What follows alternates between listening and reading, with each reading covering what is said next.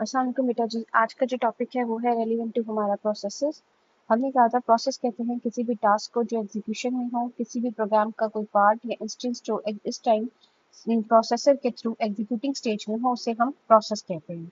तो आज हम डिस्कस करेंगे कि प्रोसेस के बेसिकली कितने पार्ट्स हैं, प्रोसेस को एग्जीक्यूट किस तरह किया जाता है।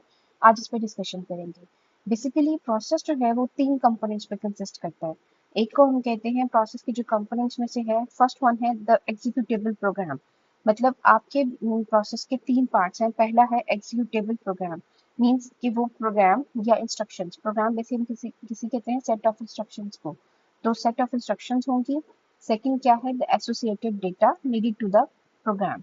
फॉर एग्जांपल कोई भी डेटा मेमोरी से जो हमें चाहिए, ठीक है, या इनपुट के थ्रू चाहिए या आउटपुट से जो भी हमें डेटा डिस्प्ले करवाना है, कोई भी ऐसी इंस्ट्रक्शंस जिसके लिए अब कोई भी ऐसा डेटा जो हमें उस इंस्ट्रक्शन से रेलिवेंट चाहिए। तीसरा है the execution context of the program. अब एग्जीक्यूशन कॉन्टेक्स्ट का क्या मीनिंग है बेटा? एग्जीक्यूशन कॉन्टेक्स्ट जो है वो यहाँ पर ये रिप्रेजेंट कर रहा है कि हमारा इस टाइम स्टेट क्या होगा प्रोसेस का। प्रोसेस का स्टेट मीन्स आपके प्रोसेस से रेलिवेंट जितनी इंफॉर्मेशन है उसे आप कह रहे हो execution context of the program. अब इसको डिस्कस करते हैं, ठीक है, वन बाय वन इन तीनों चीजों को, तो आपको आइडिया हो जाएगा कि तीनों कंपोनेंट्स क्या हैं। सबसे पहले देखिए लास्ट एलिमेंट को डिस्कस किया जिसका नाम है एग्जीक्यूशन कॉन्टेक्स्ट, और इसको प्रोसेस स्टेट भी बोलते हैं। इस टाइम आपका प्रोसेस किस स्टेट में है पड़ा। ये बेटा जो आपकी ये स्टेट है ये सारी चीजें मैनेज कर रहा होता है, ये ऑपरेटिंग सिस्टम मैनेज कर रहा होता है। इसको प्रोसेस खुद चेंज नहीं कर सकता किसी भी इंफॉर्मेशन को। ये सारी इंफॉर्मेशन अगर चेंज होगी तो ये सिर्फ ऑपरेटिंग सिस्टम करेगा। The context include all the information that the operating system need to manage the process। ये प्रोसेस को मैनेज करने के लिए जितनी भी इंफॉर्मेशन चाहिए वो सारी आपकी कॉन्टेक्स्ट में होगी। अब इसके अलावा इसमें क्या क्या चीजें इंक्लूड होती हैं? इसमें इंक्लूड होते हैं बेटा रजिस्टर्स इंक्लूड होते हैं। अब रजिस्टर्स कौन कौन से, सच एज प्रोग्राम काउंटर होता है, डेटा रजिस्टर होता है। इसके अलावा इसमें जो है बेसिकली आपकी प्रियोरिटीज इंक्लूड होती हैं कि किस प्रोग्राम को कितनी प्रियोरिटी देनी है, किस प्रोसेस को, किस प्रोसेस ने आईओ का वेट करना है, किस प्रोसेस ने वेट नहीं करना, ठीक है, किसने जल्दी कंप्लीट होना है, किसने वेटिंग स्टेज में जाना है। इससे रेलिवेंट जितनी इंफॉर्मेशन होती है वो आपके प्रोसेस कॉन्टेक्स्ट एग्जीक्यूशन या प्रोसेस स्टेट के पोर्शन में अवेलेबल होती है। लेट्स सपोज बेटा यहाँ पर एक डायग्राम गिवन है, आप देख सकते हैं फिगर 2.8, टिपिकल प्रोसेस इम्प्लीमेंटेशन। अब इस प्रोसेस इम्प्लीमेंटेशन में देखिए यहाँ पे दो प्रोसेसेस हैं, प्रोसेस ए और प्रोसेस बी।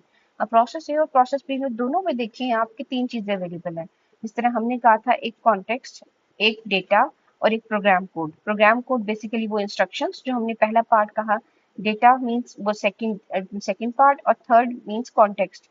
अब कॉन्टेक्स्ट में आप ये देखें कि अब हमारे पास दोनों प्रोसेसेस में, ए और बी दोनों में ये चीजें अवेलेबल है तीनों। अब यहाँ पर अब रजिस्टर्स की बात करेंगे हम कि रजिस्टर्स कहाँ पे अवेलेबल है, मेन मेमोरी में ये कैसे आए, इस पर डिस्कशन करते हैं। अब बेसिकली बेटा हुआ क्या है कि जो भी प्रोसेस है, लेट्स सपोज आपके पास दो प्रोसेसेस हैं, प्रोसेस ए और प्रोसेस बी। प्रोसेस ए में भी तीनों कंपोनेंट्स अवेलेबल हैं और प्रोसेस बी में भी। जैसे ही आप इन प्रोसेस के एग्जीक्यूशन स्टार्ट करेंगे ये प्रोसेसेस आपके मेन मेमोरी में ट्रांसफर कर दिए जाएंगे। जैसे कि आप लोग ये पिक में देख रहे हो, अब मेन मेमोरी में जब आएंगे तो एज सच इनके जो रजिस्टर्स हैं उनकी वैल्यूज को भी एलोकेट कर दिया जाएगा। बेटा जो भी प्रोसेस मेन मेमोरी में शिफ्ट होता है, मैंने आपको पहले बताया था कि प्रोसेसेस हमेशा हार्ड डिस्क में होते हैं, हार्ड डिस्क से उनको मेन मेमोरी में ट्रांसफर किया जाता है। जब मेन मेमोरी में उसको ट्रांसफर करेंगे तो प्रोसेसर जो है, मीन जो सीपीयू है, वो इनकी एक लिस्ट मेंटेन करता है कि कितने प्रोसेसेस जो है इस टाइम में मेन मेमोरी में अवेलेबल है। जैसे कि आप लोग ये देखें, आप लोग के पास ये शो हो रहा होगा कि अब ये वाला जो पोर्शन है ये है प्रोसेस लिस्ट। प्रोसेस लिस्ट का क्या मीनिंग है? आपके प्रोसेसर ने या सीपीयू ने प्रोसेस लिस्ट बनाई है। इसमें उसने इंडिकेट किया है कि बेसिकली आई जे, आपको ये शो हो रहा है यहाँ पे, ये दो बेसिकली इसने जो है वो साइड नंबर्स या इंडेक्स नंबर्स दिए हुए जो बेसिकली ये इंडिकेट कर रहे हैं कि आपकी मेमोरी में, ठीक है, मेन मेमोरी में ये प्रोसेसेस कहाँ पर सेव हुए आके। अब ये प्रोसेसेस मोस्टली इंडिकेट किसको कर रहा होता है? कॉन्टेक्स्ट को। आपने मेरी बात समझ ली है?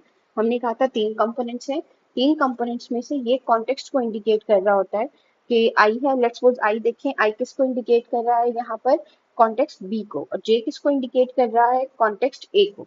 अब आई थिंक पॉइंट क्लियर होगा आपको। अब नेक्स्ट देखें, अब नेक्स्ट हमारे पास जो बात की जा रही है प्रोग्राम काउंटर की। प्रोग्राम काउंटर हमें पता है जो नेक्स्ट इंस्ट्रक्शन को इंडिकेट कर रहा होता है, लेकिन यहाँ पर अगर आप लोग गौर करें तो प्रोग्राम काउंटर जो है इस टाइम वो किसको इंडिकेट कर रहा है, प्रोसेस बी को। अगर वो प्रोसेस बी को इंडिकेट कर रहा है, इसका ये मीनिंग है प्रोसेस ए जो है वो इंटरप्टेड है। मीन्स क्योंकि प्रोसेस ए पहले था, प्रोसेस बी बाद में था, लेकिन प्रोसेस ए जब इंटरप्ट हुआ तो उसने, तो सीपीयू ने क्या किया या प्रोसेसर ने आपकी क्या किया, उसने नेक्स्ट प्रोसेस की तरफ शिफ्ट कर लिया। जब वो नेक्स्ट प्रोसेस की तरफ आया है तो नेक्स्ट प्रोसेस में देखिए प्रोग्राम काउंटर ही हमें बता रहा है कि वो किसकी तरफ है, नेक्स्ट प्रोग्राम कोड की तरफ। लेकिन कैसे पता चला, देखें आपके पास एक प्रोसेस इंडेक्स रजिस्टर है फर्स्ट वाला, उसमें देखें करंटली जो एग्जीक्यूट हो रहा है वो हमारे पास प्रोसेस कौन सा है, देखिए प्रोसेस लिस्ट की तरफ जाएं, अभी हमारे पास कौन सा है, आई। और आई जो है, आप उसकी वर्किंग देखें, आई किसको इंडिकेट कर रहा है, प्रोसेस बी को। सो दैट्स वाई हम कह रहे हैं कि इस टाइम जो हमारी एग्जीक्यूशन चल रही है बेटा, वो किस प्रोसेस की चल रही है, प्रोसेस बी की। और इसके अलावा एक बेस रजिस्टर होता है, एक लिमिट रजिस्टर होता है। बेस रजिस्टर जो है बेसिकली आपके पास यहाँ पे गिवन है, देखिए बी, उसकी वैल्यू कितनी है बी, और लिमिट रजिस्टर की वैल्यू कितनी है एच। अब ये बी और एच क्या है, ये बी है बेस रजिस्टर, और एच जो है वो हाइट मींस लिमिट रजिस्टर। इसका क्या मीनिंग है, बेस रजिस्टर ये इंडिकेट करेगा कि बेसिकली आपका स्टार्टिंग जो भी प्रोसेस एग्जीक्यूशन में है उसका स्टार्टिंग पॉइंट मेमोरी के अंदर कहाँ पर है, और जो लास्ट एंडिंग पॉइंट है कि जहाँ पर मेमोरी में लेट्स सपोज उसने कितने ब्लॉक्स लिए हैं या कितनी उसने मेमोरी स्पेस ऑक्यूपाई की है, जहाँ से वो स्टार्ट हो रहा है वो उसकी बेस, और जहां पे वो एंड होगा बेसिकली वो आपका प्रोसेस, वो उसकी हाइट या जिसे हम लिमिट कहते हैं। अब बेटा यहाँ पर स्टेट का मेंशन है कि कॉन्टेक्स्ट में जो है वो स्टेट भी बेसिकली गिवन होती है।